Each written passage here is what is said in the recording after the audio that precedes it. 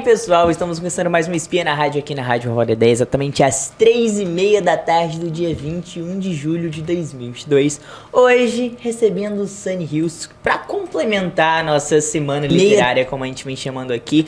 E Sunny é formado em pedagogia pela UFC, tem, enfim, um mestrado em literatura brasileira, a gente pode explorar bastante isso, uma especialização em formação de leitores pela UES e é criadora de conteúdos para abranger tudo isso e trazer os conteúdos para todos, é uma democratização de todos, enfim, esses estudos. A gente vai conversar sobre tudo isso, mas para começarmos hoje nós temos João Lucas, Pedro Linhares e eu aqui, e Amando Cabal. Bom, seja bem-vindo ao nosso espaço. Eu queria muito saber se você já conhecia a Casa de Vovó Dedé. Não. Nem o espaço, nem as ações, nada, atividades, nada. Nada. Você vem lá de Cascavel, uma grata né? surpresa. Você tá lá de Cascavel. Isso. Isso é muito importante a gente trazer também, porque você não reside aqui. Não resido aqui. Em Fortaleza. Residi aqui por 24 anos até o ano de 2011. Sim. Residi aqui de 88 a 2011, mais ou menos. 1988 a 2011. E aí voltou pra Cascavel. E aí voltei pra Cascavel. Mas hoje tá aqui. E Deus me livre de voltar de novo. Hoje, né? Por hoje tá aqui na cidade, na casa. E fico muito feliz com esse contato, com essa presença. Mas pra gente começar mesmo o nosso papo, eu quero saber quando foi que começou essa vontade de ir pra literatura, de ler, escrever. Ai, que pergunta ótima. Vamos lá. Gente, primeiro eu quero agradecer principalmente a Editora IMEP, né, por ter feito a mediação entre mim e a Casa Dedé, nas pessoas da Lucinda e da Melinha Albuquerque. E dizer que, assim, a literatura, eu costumo dizer, né, Amando, que a literatura, ela veio comigo desde a infância, sabe? Eu morava em Cascavel, na infância, né? E a mamãe, a gente tinha na minha época, que é uma época que não é a de vocês, mas vamos falar de 1970 e alguma coisa, a gente tinha uns vendedores de livro de porta. Caraca. Então, a gente não tinha tanta livraria como a gente tem hoje, né? E que a gente também não tem tanto. Hoje ainda. tem a Amazon tem um pouco que mais. te entrega na porta. Naquele tempo, os vendedores batiam as nossas portas. Nossa. E a mamãe era professora. E ela adorava e sabia da importância, né? Adorava o ensino, os livros e tal. E ela sempre comprava livros desses vendedores. Só que a mamãe, ela gostava muito de presentear a gente com aquilo que eu chamo hoje em dia de livro informativo. Então, era livros sobre as regiões, sobre relevo, sobre os meios de transporte, as profissões, né? Porque, sabe, professor gosta de ter sempre ali algo que ela achava que ali tem um conteúdo que ela vai aprender, né? Então, tem esse olhar. Mas aí, um dia, ela comprou um livro chamado O Grande Livro das Fábulas Encantadas. Era um livro vermelho, pesado, enorme, né? Inclusive, a Editora IMEP vai publicar um livro de literatura infantil em que eu conto, num texto literário, a história que eu estou te contando agora. Sim. É a menina do livro vermelho. Uhum. Porque aí começa a minha história com as histórias. E aí, o que é que tinha lá? Os contos de Hans Christian Andersen. Quem é Hans Christian Andersen? É o pai da literatura infantil mundial. Não é? É com ele é considerado o pai da literatura infantil. Daqui a pouco posso contar para vocês de onde é que vem isso.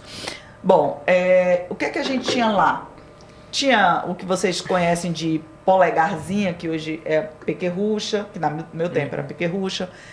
O Gato de Botas, a Branca de Neve, a Bela Adormecida, o Patinho Feio, a Menina dos Fósforos, né? Escrito por ele? Pelo Anderson, são contos do... Eu imaginava que era dos irmãos Green, eu acho. Pois é. Anota isso pra você perguntar, porque os Green não são autores. Não? Não no sentido de escrever uma história que eles criaram. Eles são folcloristas, eles recolheram as histórias da literatura oral. Então, essa é uma história muito legal de vocês, da gente conversar aqui, sobre como nasceu a literatura infantil. Então, o Andersen, no mundo, ele é o primeiro a criar livros de literatura para crianças, em que ele elabora as histórias. Ele também, como o Charles Perrault, que foi o primeiro a publicar um livro de literatura infantil, o primeiro livro de literatura infantil do mundo foi publicado em 1697 na França e se chamava Contos da Mamãe Gansa, tá? Que período da literatura foi esse? Não me recordo agora. Não, naquele tempo, o que é que a gente tinha lá na França? Eu vou te contar mais ou menos, né, o que é que acontecia. A gente tinha a corte francesa, a gente já tinha uma academia francesa de autores. Mas... O Perrault fazia parte, ele era um francês nobre, né? Então, o que é que o Perrault... Ele já tinha publicado vários livros. E o que é que o Perrault fazia? Já eu volto para a menina do livro vermelho. Sim. O que é que o Perrault fez? Né? Ele publicava livros, os livros que ele escrevia, mas ele não era um autor muito reconhecido, ele não era muito lido, não era muito... As obras dele não eram tão, né, apreciadas. Mas o que ele gostava mesmo era de ir para os encontros de fogueira nas ruas da França, que naquele tempo nem energia elétrica... A gente está falando de 1697. Né? A gente está falando de um tempo lá atrás. Então, os franceses se reuniam, né, após as jornadas de trabalho nas ruas, né, em torno do fogo, a fogueira, e começavam a contar histórias. Legal. E aí, daí tem Chapeuzinho Vermelho, Bela Adormecida. Eu posso até estarrecer um pouco vocês daqui a pouco, contando uma versão oral, por exemplo, da Bela Adormecida, se eu contar aqui a vocês como é, porque a literatura infantil nasceu da boca dos adultos nas rodas de fogueira. Mas nas sempre ruas. foi infantil? Nunca. Não. Eu imagino. Não. E aí eu vou te contar depois já o que tinha nessas histórias, porque elas eram pra lá de cabeludas. Tá? Então o que o Perrault fez? O Perrault adorava ouvir o povo. E ele, todo aquele povo, era iletrado ali. A gente não tinha pessoas alfabetizadas no meio daquele povo. Então ele pensava, meu Deus, mas histórias maravilhosas vão se perder. Porque não há um registro escrito. E aí o que é que ele faz? Ele escolhe os 8 contos que ele mais gostava. E aí, ó, Bela Adormecida, Chapeuzinho Vermelho, Gato de Botas, tá? Então ele vai, registra, só o que é que ele faz? Ele tira as cenas mais cabeludas, ele faz um arrefecimento ali nas cenas mais picantes, ele faz algumas trocas, eu já mostro a vocês mais ou menos como é uma versão oral, porque claro que a versão oral não é a versão oral, são as versões orais, que cada um vai contar a partir de um lugar de fala, né? De uma língua, de uma língua, tantas coisas. de um mundo, né? Exato. De um mundo seu, né? E aí ele muda a história. Vocês vão já sentir o quanto ele pôs a mão ali. Mas a essência ele mantém. A essência ele mantém. Mas ele muda com objetivo? Muda com objetivo, porque para ele, naquele tempo, se descobrissem que ele, primeiro, a infração dele primeira, escrever um livro que viesse de pessoas que não fazem parte da nobreza nem que são letradas. Já começa daí. Aí depois, além disso, livros assim com a veia mais pornográfica, mais... Gente, a carreira dele, né? Se pra hoje isso poderia ser um problema, você imagina lá atrás. Tá? Então ele foi lá, amortizou, né, um pouco essas cenas. Um pouco não, bastante. E publicou contos de Mamãe Ganso. Só que com medo de ser... Hoje a gente chama de cancelado. Cancelado.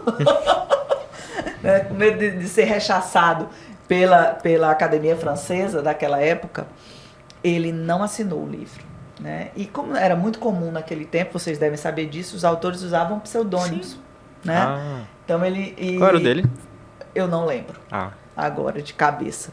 Mas, assim, ele só é falado hoje por nós, aqui, nesse momento, nessa rádio, porque ele escreveu um livro que ele não quis assinar. E não por nenhum outro. Se ele tivesse assinado, ele talvez não teria reconhecimento. Não sei. Ele ia ser cancelado, a gente ia ficar assim, e aí? Sabe o que aconteceu? Ele lançou o livro, escreveu, e o livro virou assim uma febre, e as crianças é que mais gostaram do livro. Então a literatura infantil, ela não foi escrita para crianças. Entendi. Ela foi eleita pelas crianças. Então entendi. foram as crianças que escolheram a literatura. Então hoje, para vocês olharem alguém, né, vocês que estão aí na comunicação, olhar e dizer assim, que é só o que a gente tem. E é cansativo isso. Mas assim, porque os contos de fada são racistas, porque a princesa... Gente, eles vêm do continente europeu ali. Né? Vamos contextualizar? Porque foram felizes para sempre. Depois a gente também pode falar um pouco sobre isso. Porque tem a bruxa e a bruxa aterroriza a vida da criança, porque vamos queimar os contos de fada, porque já tem esse movimento, já teve no Brasil.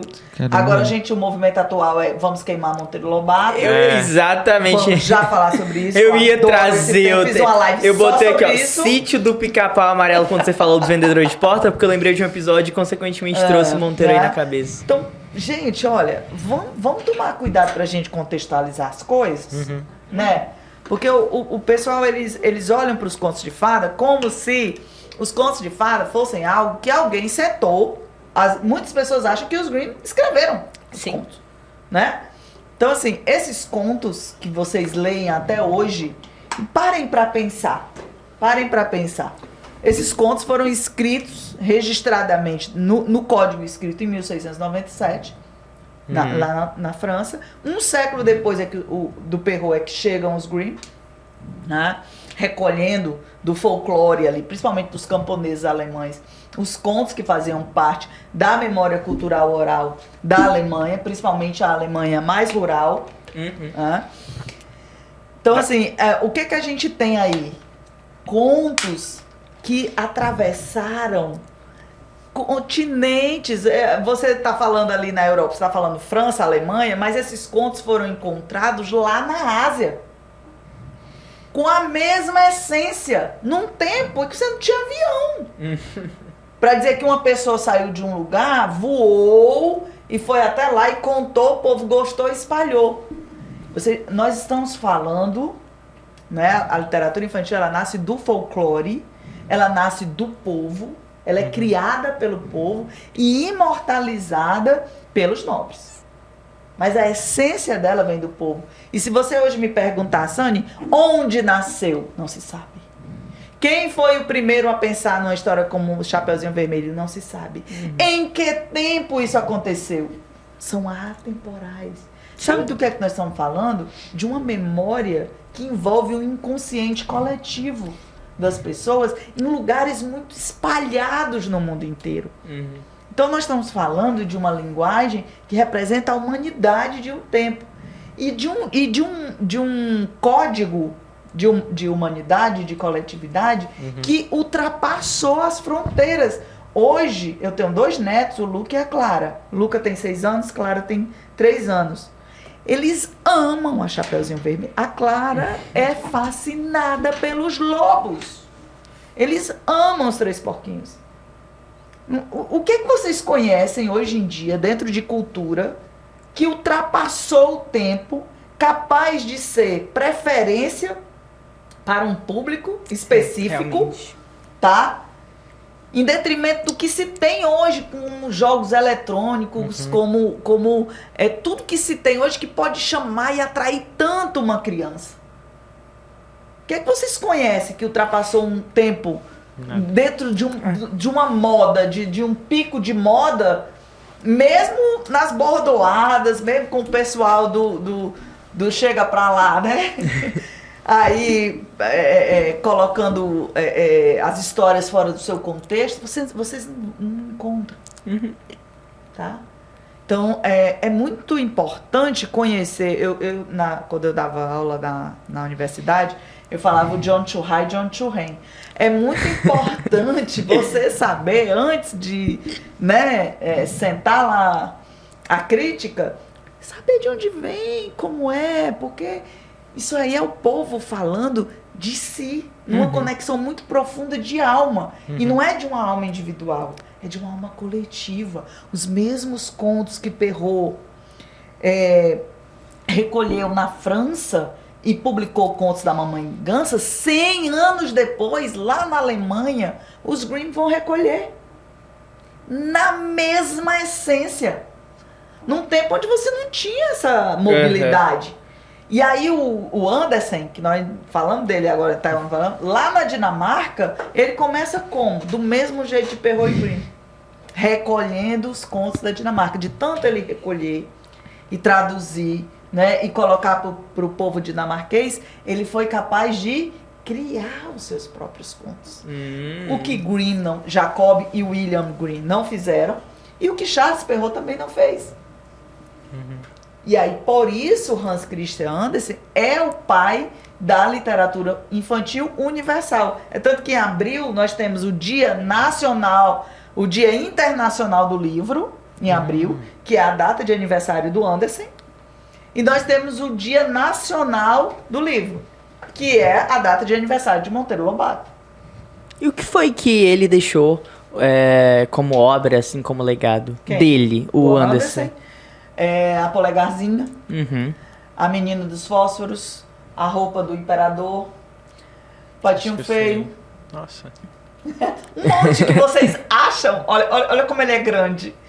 Dá pra confundir com a Chapeuzinho.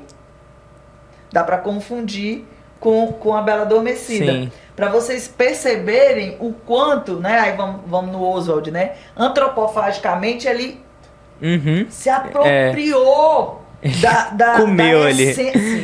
Da essência daqueles contos. E se vocês forem estudar a biografia do Andersen, diferente da do Perrault e dos Grimm, né, ele teve uma infância muito complicada. Os pais deles eram muito pobres. E ele gostava muito de ler. E ele gostava muito de estudar. Né? E ele passou muito frio. A Menina dos Fósforos, que morre congelada, não sei se vocês já leram, né? Vocês têm ideia dessa história, não? Não. Ela, no frio gélido da Dinamarca, né? Ela era uma criança de rua. E para levar algum dinheiro para casa, ela vendia fósforos. E numa noite em que ela não conseguiu vender os fósforos, uma das noites mais geladas daqueles tempos, né? Ela, sem agasalho apropriado para aquela temperatura, ela começa a riscar os fósforos na tentativa de se aquecer minimamente. Uhum. Né? E ela morre congelada. Caraca. Né? E as histórias do Andersen, se vocês forem olhar, as que ele escreveu, tem sempre alguém ou muito rechaçado ou num sofrimento muito agudo. Agora Isso entendi. é um reflexo. Por quê? Infância. Porque ele traz, essa é a história dele, né? Ele tem essa carga emocional que é dele, também transposta na narrativa que ele cria. Né? Sim. Então não é à toa que ele é o pai da literatura infantil universal. Então o pai é muito grande. O pai da literatura infantil universal, ele não tinha o Feliz pra Sempre.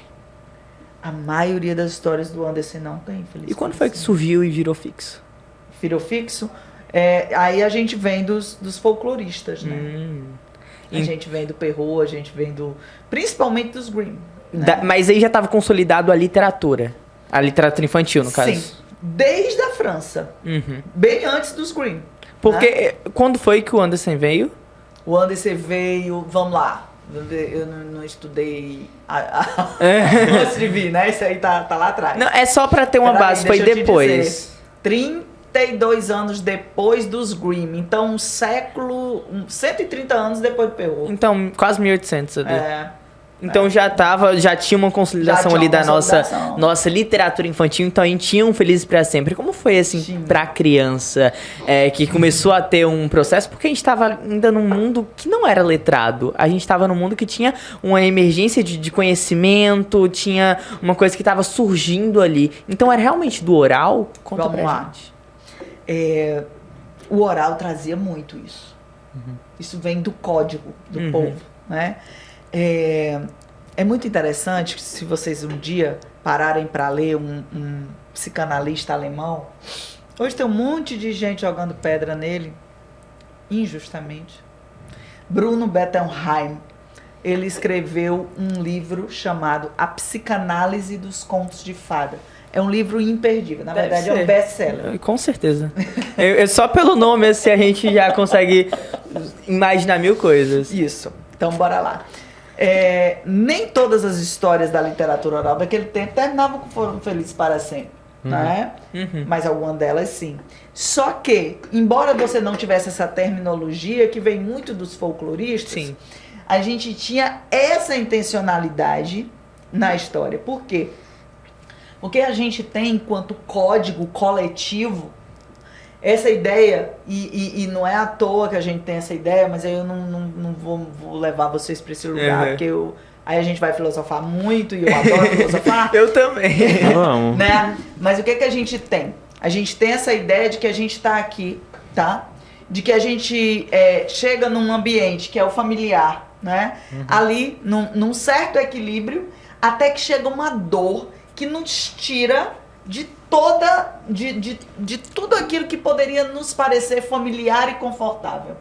E a vida vai nos apresentando muitos desafios, muitas dores.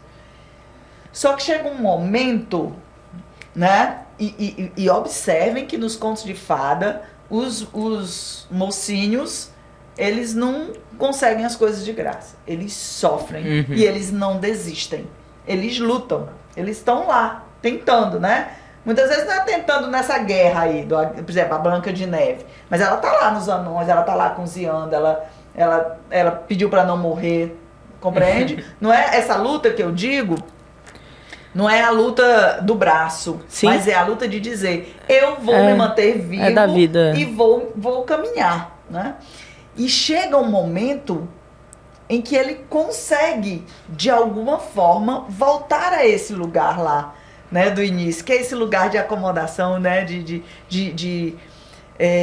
esse lugar, gente, que eu não vou me arriscar muito aqui na filosofia mais profunda, ele não é daquela calma do início, ele é um lugar que vem pelo relacionamento. Só que como nas histórias a gente fala, eles se casaram e foram felizes para sempre, quem tá hoje aqui, nesse contexto, vai entender o quê? Que é o casamento, a utopia do casamento, não tem nada a ver com isso. Não é daí, é dos relacionamentos. Onde é que está a grande saída da nossa vida? Nós aprendemos a nos relacionar. Entrei na psicóloga pra isso, acho que é fundamental. Vocês sabem o que é que a maior e mais longa, a maior em quantidade, mais longa, né, em tempo, em quantidade de objetos de estudo, em tempo. A maior pesquisa do mundo que foi feita em Harvard sobre felicidade. Onde é que ela chegou? Vocês já devem ter lido sobre isso, não? Acho que não. Não. A maior pesquisa do mundo na atualidade sobre felicidade, e depois eu passo um vídeo para vocês. Acho que hoje em dia é difícil o acesso à pesquisa sobre felicidade, a gente ouve mais sobre outras coisas, então. Né? Mas Harvard se preocupou com isso. Que bom. Tá? E o que eles têm? Eles já estão na 4ª geração de pessoas, ou seja, eles começaram lá nos tataravós, aí os caras foram tendo filho, eles continuaram os filhos, depois foram tendo filho, entendeu? Acompanhando a vida dessas pessoas por muitos anos, tá? Então, quando é que nós, seres humanos, e é interessante que no escopo lá da pesquisa, eles perguntam, né?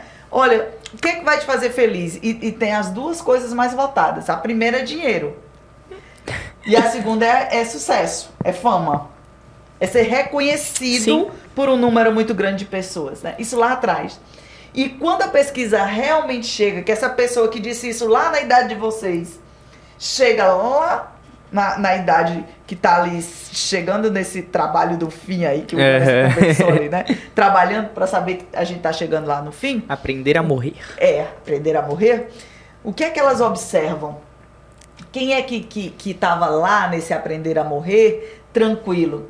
Aquelas pessoas que tinham relacionamentos estáveis. Conseguiram construir uma família que tem um relacionamento. O que é um relacionamento estável, gente? É todo mundo que se ama e se beija e diz, não é isso. Onde é a base do relacionamento estável, que a pesquisa de Harvard se assenta lá. Onde é a base? Onde ela está assentada. É no saber que não importa o que eu fizer, eu posso contar contigo. Eu acho que vem muito psicológico de dever cumprido. Sabe? Então, não tenho culpa pra ter medo. As pessoas têm para onde voltar. Aham. No sentido de, olha, eu posso fazer uma coisa escabrosa, todo mundo vai me cancelar, exceto Sim. meu pai, minha mãe, meus irmãos, a minha mulher, o meu filho, o meu neto. E você ter aquele grupo. Isso dá longevidade aos seres humanos e qualidade de vida. Com certeza. E como é que terminam os contos de fada? Com relacionamento. Nós já sabíamos disso, está no nosso inconsciente coletivo desde lá de trás.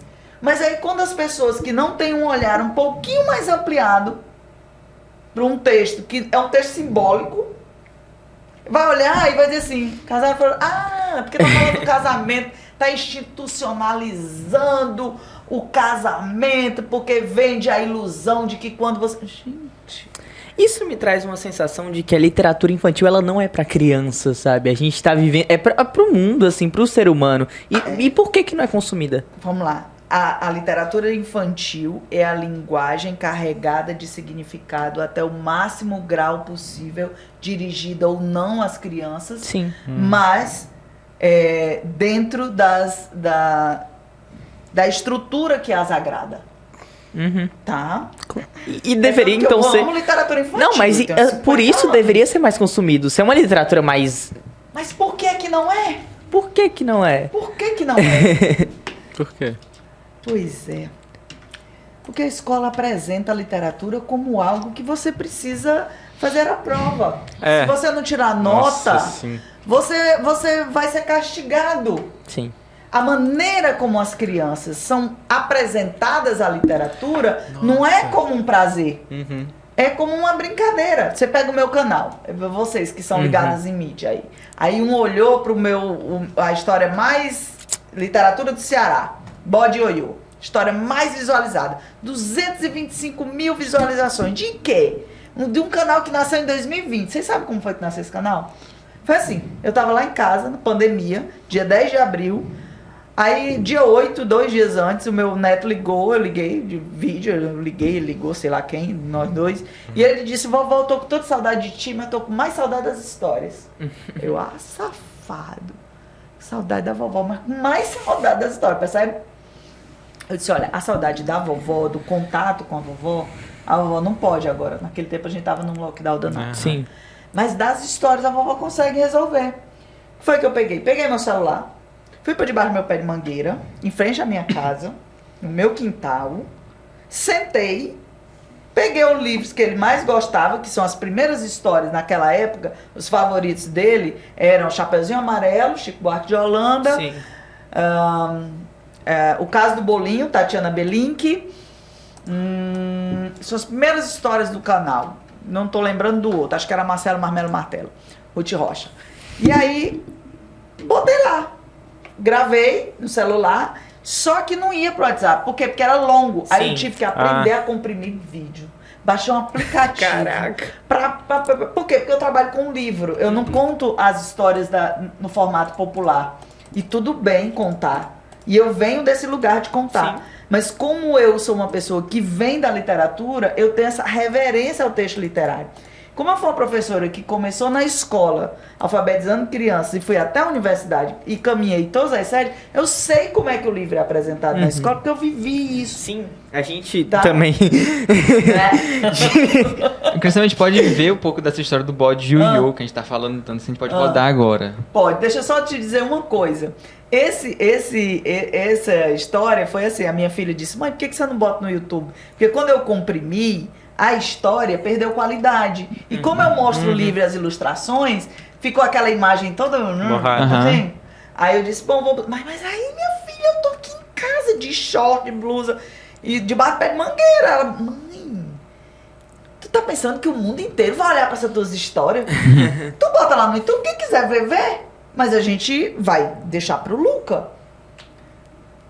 Sim. Só que aí, o amiguinho do Luca, da escola, no grupo de mães do WhatsApp, quando ligou pro Luca de vídeo, o Luca tá... Que? A tua avó na televisão? Porque a minha filha botava na TV. Disse, não, é porque a mamãe gravou as histórias pra ele. Ah, mas manda pra cá, que tem hora que eu não tenho o que oferecer a esse menino dentro de casa. Uhum. Aí a outra mãe manda pra outra mãe, a outra mãe manda pra outra mãe, a outra mãe manda pra outra mãe. Em 28 de abril, Ou seja, 15 dias. Eu tava dando entrevista. Meu Sistema Deus. Verdes Mares. Aí eu nunca vou esquecer o que um repórter disse assim, dona Sani, nunca vá para um estúdio. Nunca digitalize muito. Não deixe esse processo complexo, porque o legal Não tira o é a natural. senhora estar debaixo dessa mangueira com esse livro e esse vídeo ser tão caseiro. Uhum. E o que é que vocês vão ver aí, que o vídeo vai rodar agora? Vocês vão ver o quê? Vocês só vão ver o meu rosto. Eu não faço dramatização, eu não trabalho com fantoche, embora eu trabalhe com tudo isso, mas no canal eu não levo isso pro canal, Sim. né? Eu sou do teatro, Que legal. né? Então, mas eu não trabalho com isso no canal. Por quê? Porque a ideia é mostrar o livro como um brinquedo. Como uma bola, como uma boneca. Uhum. Entendeu? A ideia por trás disso é também dizer ao pai e à mãe assim, ó, eu nem vou usar recurso. Sim. Eu sou do teatro, eu sei dramatizar, eu conheço teatro de sombra, eu conheço fantoche, eu trabalhei com sala de leitura, isso aí tudinho eu já fiz. Mas eu quero mostrar pra vocês que se vocês quiserem contar a história à noite pras crianças, ó, é fácil, é só você e o livro. Não precisa usar nem o resto do corpo, é só mão e cara. Entendeu? Sim. Porque o canal, ele tem esse objetivo. Ele tem esse objetivo, né? De dizer, é simples. Oferecer a literatura para a criança é simples. Aí vocês vão me dizer que em 6 meses, esse canal... Eu já tinha dado entrevista em 4 canais de TV Uhum. sobre esse canal. Sem soltar nada para ninguém, sem fazer campanha. Com literatura... E aí vocês vão me dizer que a criança não gosta de livro nem de literatura? Sério? Não é verdade. A questão não é o livro, não é a literatura. Uhum. Não é. É a maneira como ela é servida. Como é apresentada. Em que bandeja você leva. A gente vê isso muito forte. Eu tive uma sorte muito grande. Eu acho que a literatura infantil, ela foi inserida na minha vida de um processo muito natural. Eu não tinha celular na época, a gente ainda tava em 2009, enfim, muito tempo, né? Muito tempo. E, tipo, 2009, eu tinha 3 anos, assim, eu não conseguia dormir sem ler. Tipo, não tinha esses processos. Até porque eu tive uma infância muito, enfim, filosófica, assim, eu não conseguia dormir sem pensar no vazio, no nada. Eu tinha essas Deus. coisas. Então, a leitura, a literatura só uma me criança. curava muito. Não, só nossa, existia. eu chorava. Eu só assim, pensando- dormia. Eu chorava porque que o mundo existe, quando foi que começou. E quando eu tive um processo pra colocar todo esse meu negócio emocional de existencialismo mesmo na literatura por meio de livros, meu Deus, eu descobri um mundo. E ali eu vivi uma infância muito melhor. Eu fui ver outras expressões artísticas, o teatro. Nossa, todo domingo tinha aqui no Dragão do Mar, a gente tinha teatro em peças infantis. Era incrível. Tipo, hoje em dia não Nossa, tem sim. mais, mas eu ia todo domingo. Tipo, eu subia naquele palco e era uma coisa muito bacana, sabe? Então traz uma coisa, cataboliza uma coisa que às vezes o adulto não entende na criança, que ela tem processo. cérebro. Ela pensa, ela sente, ela vê, ela, enfim, entende o que tá acontecendo, tem percepção. E às vezes a gente tem que ter uma fuga também, igual o adulto tem uma fuga, o adolescente tem uma fuga, a criança não vai ter. Então eu acho que isso é muito importante. Então, vamos lá, assistir um pouco Bora ver o bode, conhecer a história. Vamos lá. Seguindo a nossa ideia de trazer autores cearenses, vamos ao Almir Mota, com a história O Bode Ioiô. Uma história até conhecida aqui pelo Ceará, mas que muita gente ainda não ouviu falar. Bora conhecer?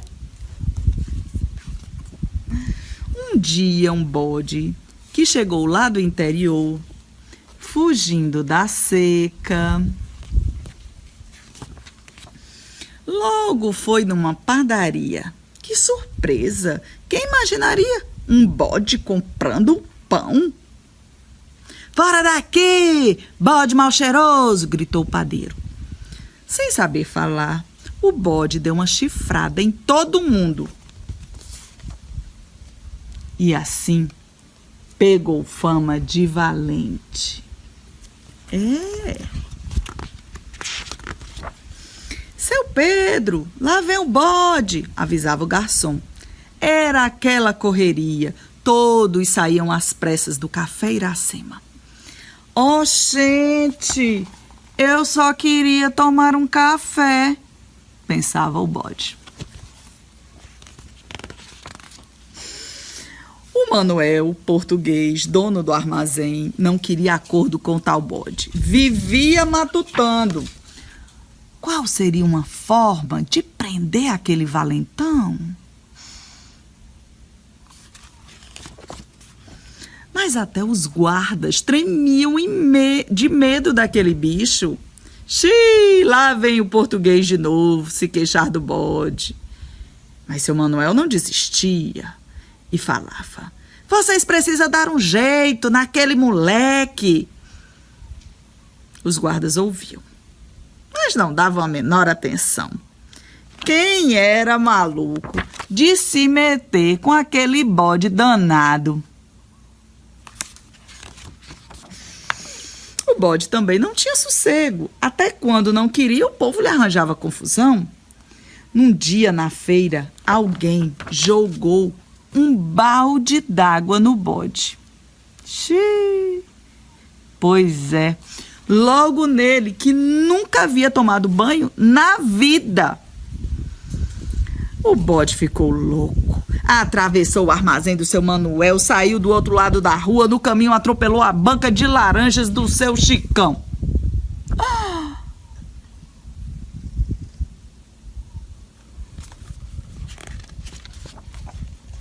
Pega o bode, pega o bode! Todos gritavam naquela correria. O animal correu tanto que, quando se deu conta, já estava na beira da praia.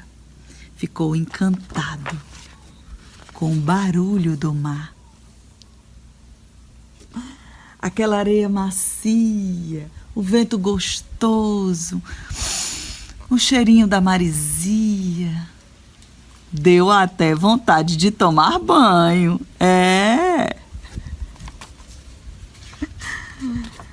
Depois de um tempo, o bode reapareceu no centro da cidade. Vinha todo diferente, banho tomado, não corria mais atrás de ninguém.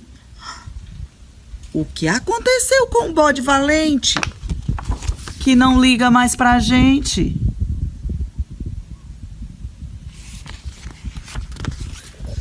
Desde então, todos os dias, o bode fazia o mesmo caminho. Subia da praia para a cidade, descia da cidade para a praia. E de tanto ir e vir, nesse subir e descer, acabou ganhando o nome de Ioiô. E ficou logo amigo de todo mundo.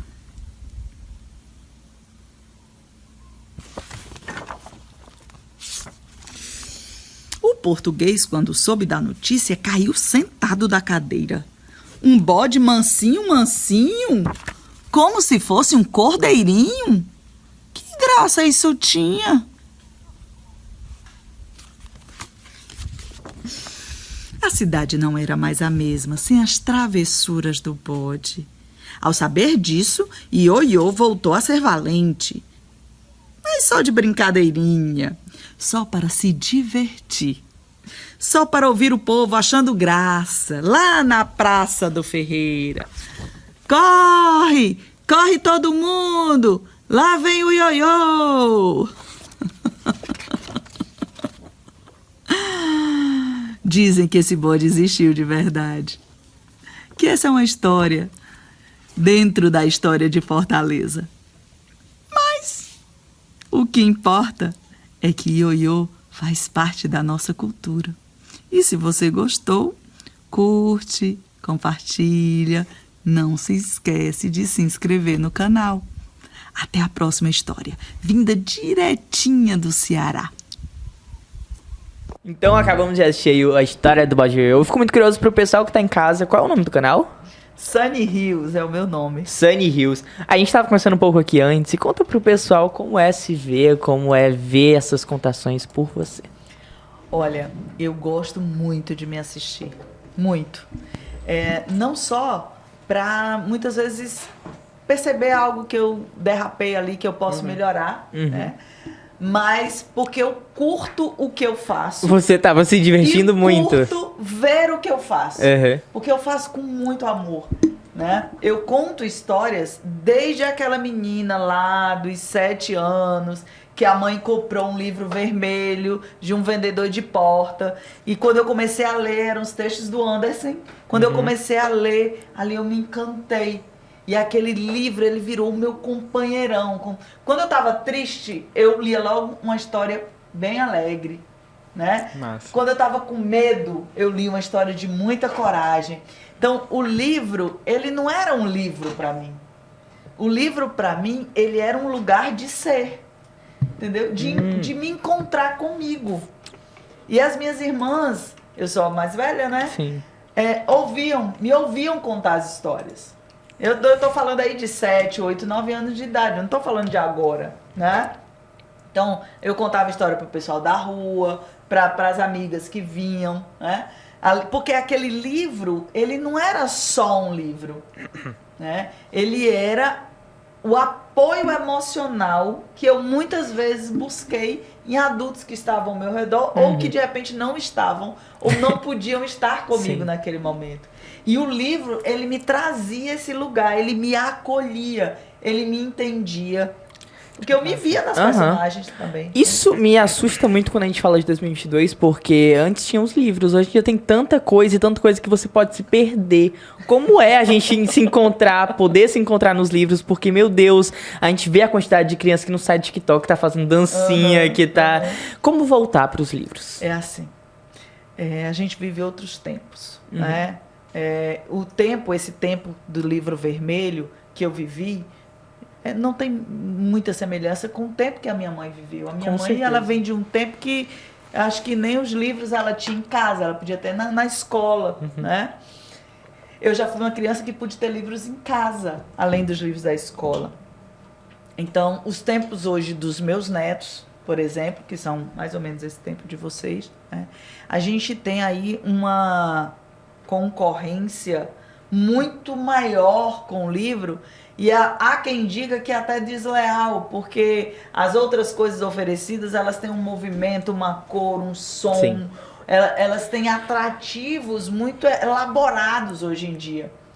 Mas aí eu chego com vocês aqui, me sento aqui e mostro um canal em que eu gravo na câmera frontal, do celular, num tripé. Essa história que vocês contaram aí, nem aquele microfonezinho de lapela tinha, tá? E as crianças param para me escutar ouvindo essa história debaixo desse pé de mangueira. Então, você sabe qual é o problema das pessoas que se assustam muito e acham que todo esse aparato tecnológico é uma grande concorrência? Porque nós mesmos estamos desacreditados da nossa capacidade de ver beleza naquilo que é simples. Sim. Nós Isso mesmos é estamos verdade. muito desacreditados. Mas as crianças que não têm essa quantidade de capas, eu aos 50 anos tenho muito mais que vocês, né? Mas que a gente vai construindo ao longo do tempo que a gente vai crescendo, as crianças elas estão muito mais abertas pro simples também. Eu acho que isso é até um conflito muito forte pra muitas pessoas. O simples não ter valor. E eu acho que as pessoas entendem que deve ter. E às vezes com uma coisa muito complexa, filosófica. Eu acho que eu sinto isso muitas vezes. Mas eu quero te perguntar uma coisa. Porque a gente tá há muito tempo falando de literatura e passando por diversas expressões humanas que vêm pela voz, pelo ouvido, pelo nariz, olho. E eu quero saber o que é literatura, já que a gente falou da oralidade, da escrita. O que é? Bom, para mim, Sani, né? E esse é um olhar meu, muito pessoal.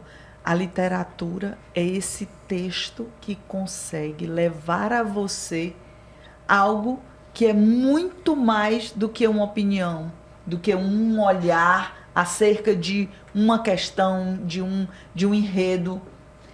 Um livro de literatura, ele só ganha esse livro, né? Eu acho que ele só pode ter esse sobrenome, né? De ser um livro de literatura, um livro literário, quando ele pode ser lido do 0 ao 100 e mesmo assim causar um espanto, uma surpresa, uma reação estética naquele que lê, não é? E ele pode ser lido, ele é um livro, né? Pode ser lido aos 5 anos, aos 8 anos, aos 15 anos, e ele vai parecer outro livro. Porque é como se ele acompanhasse você. Hoje eu vejo muitos meninos dizendo assim, Sani, mas a obra, se você pegar, né? Eu adoro os Brusundangas, né? Ou se você pegar o Alienista, ou a Vilvinha, ou a Clarice, qualquer um deles, você vai dizer assim, meu Deus, mas é muito atual, como é que pode? Foi escrito em 1900 e me esqueci. Ai. Né? Eu lembrei da Clarice, enfim. Frase, isso. Aí você olha, você pega um conto daquele, você pega um Feliz Aniversário com aquela idosa lá, né, naquele aniversário lá da Clarice, em que ela olha para os filhos de um lugar de muita dor, né, e de muito julgamento. Se você olhar para aquele conto e olhar para os dias de hoje, você vai ver os dias de hoje lá. Embora ele tenha sido escrito lá. Né? O meu autor de literatura, mais assim, o meu contista favorito dos favoritos, que eu, professora do curso de administração, ciências contábeis, sistema de informação, porque a minha disciplina era português instrumental. E aí, o que é que eu levava para os meninos? Né? Além da redação oficial, da redação de empresa, Moreira Campos. Né? É um dos maiores contistas da literatura brasileira, que é um cearense aqui de Senador Pompeu, né? E quando eu trazia o texto moreiriano para as pessoas, e elas, ao início, quando eu chegava com a proposta da gente fazer alguns seminários envolvendo contos de Moreira Campos, eles olhavam e diziam assim, eu não acredito, eu fiz administração, fiz contabilidade achando que eu ia me livrar disso, porque eu já não aguento da escola. Vamos ressignificar? E se eu te colocar esse texto a partir de um outro lugar? Então, hoje, quando eles me acham no Instagram, porque hoje eu saí dos empregos da universidade, eu vendo comércio, né? Eu era diretora financeira de um comércio. Então, eu deixei tudo isso para viver de aulas na internet, né? Porque a internet, para mim, é um lugar maravilhoso, democrático. E aí as pessoas chegam com isso. E quando eles me acham, eles dizem assim, Sani, ai, Sani, quando eu lembro de ti, o que é que me vem? Não vem redação empresarial. Eu só lembro do Moreira Campos. Entendeu? Presta atenção aí na frase. Ele começava o semestre dizendo assim, não acredito, literatura. Professora, Ave Maria, isso aí foi o terror da minha vida, eu nunca li isso, eu nunca entendi. A professora perguntava uma coisa, quando eu li o texto eu achava outra coisa, não era o que ela queria ouvir. Percebe aquela pergunta do que é que faz com que a gente não se identifique com o texto? Porque normalmente ele nos é apresentado desse mesmo contexto do certo e do errado. E num texto literário, uma linguagem altamente simbólica, você não pode querer achar que aquele texto tem uma mensagem. Sim. A ideia dele é exatamente não ter uma mensagem, e ter todas. Né? Sim. Então é preciso a gente observar o lugar, de que lugar isso vem. O texto literário nada mais é do que o homem se expressando, né? A partir da sua própria alma. Isso me traz um blow mind, assim, minha cabeça começa a explodir, porque na escola a gente começa a aprender sobre todos os períodos da arte, literatura, quando foi que surgiu cada um. E, tipo, vem muitas coisas, tipo, anti-arte do dadaísmo, tipo, quando a gente traz essas coisas, tipo, é uma coisa de tentar quebrar a arte, uma coisa de trazer um abstracionismo que já existe. Ele já tá ali dentro de alguma forma. Acho que eu trago muito de ser abstrato, porque não tem sentido, não tem significado. Não, pode ler, pode ser o melhor escritor do mundo. Não tem significado. Você dá. Você lê, você aprende, você sabe. E quando eu te perguntei a pergunta do que é literatura, é porque eu queria muito saber. Você considera os vídeos como literatura? E até fazendo um paralelo. Os seus vídeos. Fazendo até um paralelo, porque a gente falou um pouco de internet, redes sociais, e é uma junção, é uma coisa, é a democratização, é a coisa de trazer, e quando a gente falou, você falou um pouco dessa coisa de competição, não tá mais competindo, inseriu. Como que é? Como é? Você considera Faz parte, literatura? tá inclusa. Eu, quando olho para os meus vídeos, o que eu vejo é ponte. Ponte. O meu vídeo é uma ponte entre a literatura e os leitores, tá? Através da contação de história, eu levo o texto literário. E se vocês, e várias mães já fizeram isso e já me mandaram direct, Se você tem um livro que eu tô lendo em casa, vamos supor, livros muito famosos, como Marcelo Marmelo Martelo, a própria Chapeuzinho Amarelo, Os Três Porquinhos, né? Se você tem aquela edição que eu tô lá, e o seu filho tá me assistindo, e tá com o livro na mão, ele acompanha. Uhum. Porque esse vídeo que vocês verem, se vocês abrirem esse livro aqui do bode, vocês vão ver que o meu texto é ipsilitris o que tá aqui. Ai, Sani, você é... Ai, o pessoal sempre gosta de uma polêmica. Você é contra o pessoal que altera... Não sou contra nada. Eu tenho uma opção. Por quê? A gente já tem tanta gente contando do seu jeito. O mercado já tá cheio. Vamos dar às crianças uma forma de ter o contato com a história contada oralmente, mas fiel ao texto literário, porque é isso que eu faço em todos os mais de 100 vídeos que vocês têm à disposição aí, tá? Então eu não faço outra coisa, a não ser fiel ao texto literário. E eu faço isso por quê? Porque eu considero que o livro, e aí isso eu quero deixar muito, muito enfatizado aqui, que o livro literário, apesar de eu ter toda essa reverência e ter todo esse amor pela literatura, porque é o lugar de onde eu venho, e eu venho porque eu escolhi vir de lá, né? Sim. Eu não caí de paraquedas lá. Ele é melhor que o livro infantil, ele é melhor que o paradidático. Não, o lugar não é de comparação. O lugar é de que cada um tem o seu lugar.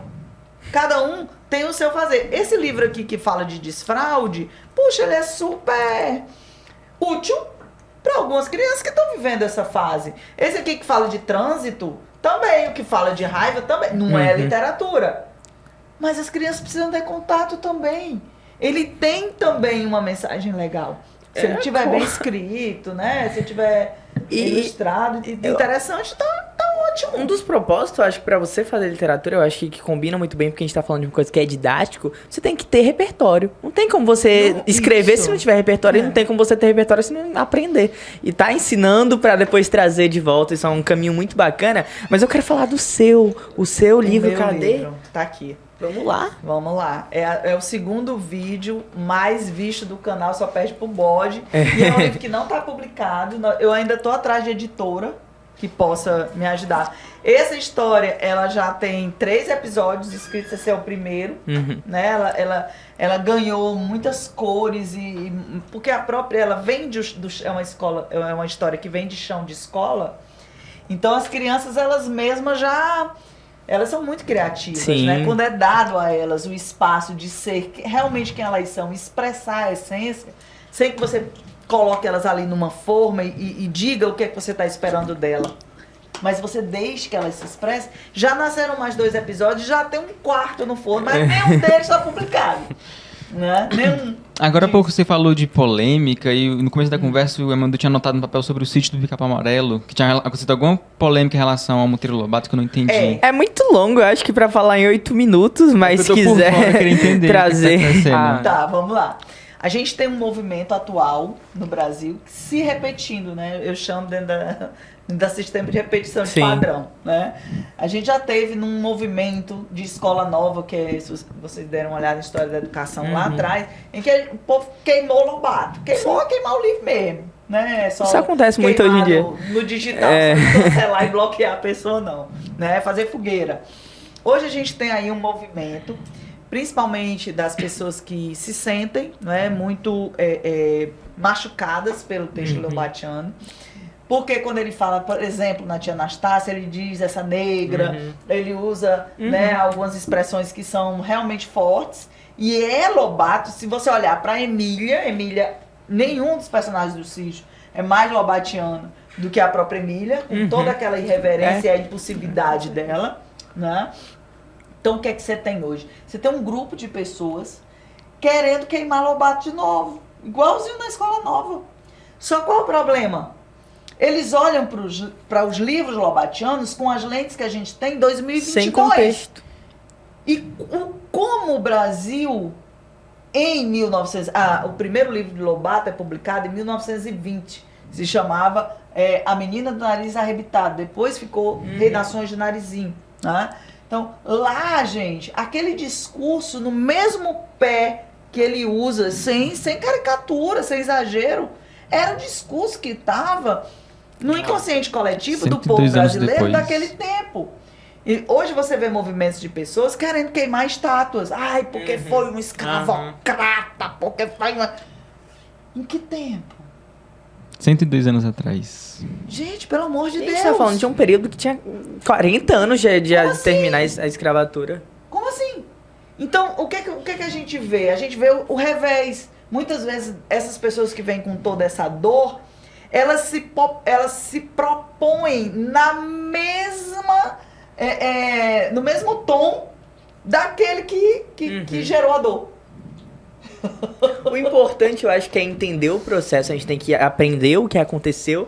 E a gente tá falando de uma arte que veio de um período que foi escravocrata, a gente tá falando de um período que tava. A abolição é a tava realidade. na porta, a gente tinha acabado de terminar ali. E a gente viu todos os processos do exterior, interior, ele querendo sair, ele querendo entrar, querendo ficar. E a gente sabe como foi. Mas a literatura infantil foi marcada por Monteiro Lobato. Tu imagina a importância e a oportunidade que a gente tem para dizer às crianças de hoje, através da Emília e da maneira como ela trata a tia Anastácia, de contar essa história viva através da história lobatiana. Porque aí você ainda tem acrescentado a arte, você tem o humor, você tem a irreverência, você tem a ironia. Só que você pode colocar as lentes de hoje e dizer, olha só como foi e olha só como a gente é hoje. E olha só o caminho que a gente fez até aqui. Né? Mas não, as pessoas quando elas olham para isso, elas olham de um lugar de muita dor. E elas acabam reproduzindo a mesma, o mesmo julgamento, a mesma sentença, muitas vezes. Eu estou dizendo a mesma, mas guardadas as devidas proporções. Eu não estou resistindo, Né? eu estou fazendo intervenção. Elas se tornam tão intolerantes e Quanto? odientas e odiosas quanto as pessoas Sim. que ela combatem. Sim, porque elas não vêm, elas não vêm desse lugar de observar e dizer, já foi assim, a gente já caminhou, está aqui. Elas vêm do lugar da dor mesmo. Tá? E sempre que a gente vem desse lugar, onde a gente está nessa dor, e é legítima, é uma dor legítima, a gente não está aqui dizendo que não, né? Mas eu participei há pouco tempo, não me lembro mais, era um congresso com o pessoal da FECLESC, da UES, e a gente tinha, né, uma professora, pós-doutora, PhD, e na hora da mesa redonda, quando ela foi interpelada, e a provocadora, né, lá na mesa disse, você acha que Lobato é um texto que não deve, ele é um texto perigoso para as crianças? Ela disse, sim, muito perigoso. Na minha opinião, ele não deve ser lido atualmente. De que lugar ela falava? Dor. Da doutora? Porque ela era uma negra que estava falando. Imagina o caminho que ela percorreu para chegar naquele PhD. Não é? Então, era daí que ela falava. Não era dos estudos. Sim. Tá? Então, é importante a gente olhar para isso. Tá?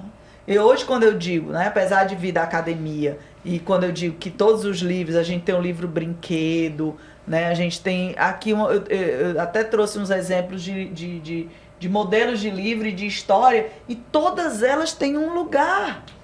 Não é porque eu venho da literatura e que eu sou um amante do texto literário e uma estudiosa dele, que eu vou olhar e dizer, não, mas só presta o texto literário. E alguém, uma vez na live, uma pessoa me disse assim, né, Sani, mas no teu canal só entra literatura. Eu disse, pois é um critério do canal.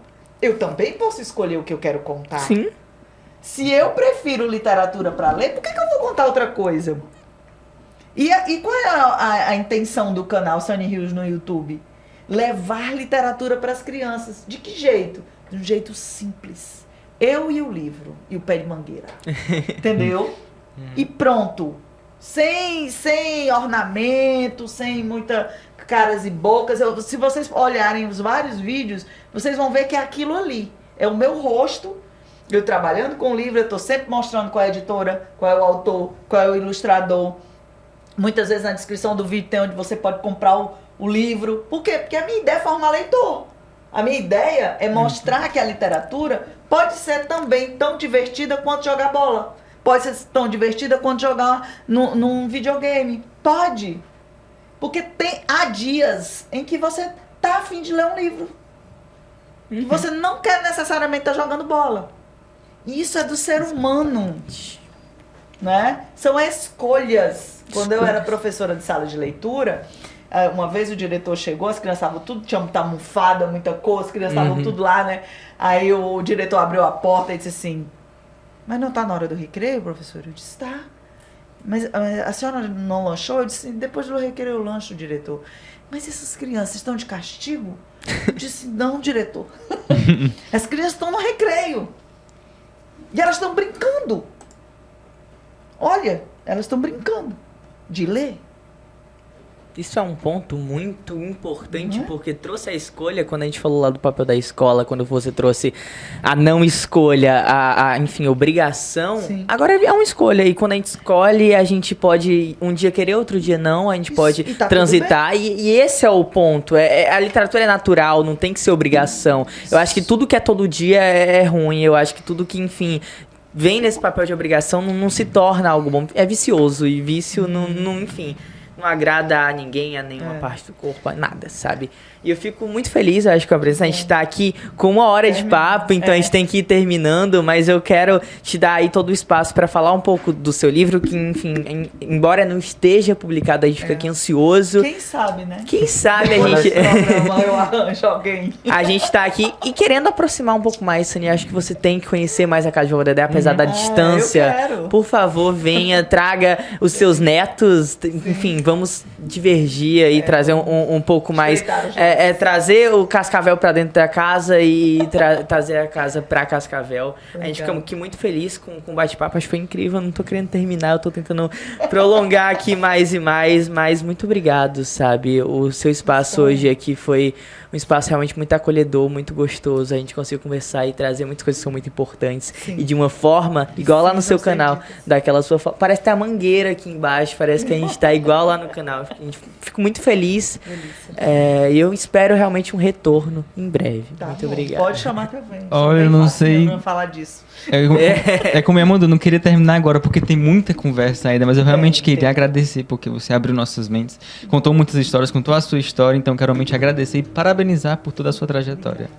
Eu também gostaria de agradecer muito pela sua presença aqui. A gente realmente teve um pouco de aula de literatura e tudo mais, vocês dois aí falando, eu aqui escutando e tudo mais. Eu achei muito legal essa questão do seu canal, porque tem uma sobrinha vai fazer 1 ano, ela não entende nem o que a gente fala, mas quando ela entender, tiver um pouco de ideia do mundo, de comunicação, eu vou... ela entende, ela aponta ali quando ela quiser alguma coisa, ela briga quando ela não é dado o que ela quer, enfim. Mas quando ela tiver uma idade assim de entender, de consumir um conteúdo assim de qualidade como o seu, eu acho que eu vou apresentar com certeza o seu canal. Então, muito obrigado, te conhecer foi muito bacana mesmo. Eu espero que você não reside aqui em Fortaleza, mas sempre quando você estiver, venha aqui pra casa de Vovó Dedé. Vai vir mais e mais. Venham ver os netos, E eu só quero terminar porque você falou de pontes e essas pontes, elas são muito importantes. E quando você traz essa ponte, a gente tá aqui no espaço, que eu tô sentindo isso na prática. Eu também tenho uma irmã de 6 anos e a gente essa semana teve uma semana literária, então a gente recebeu muitos livros, a gente ficou com muito conteúdo.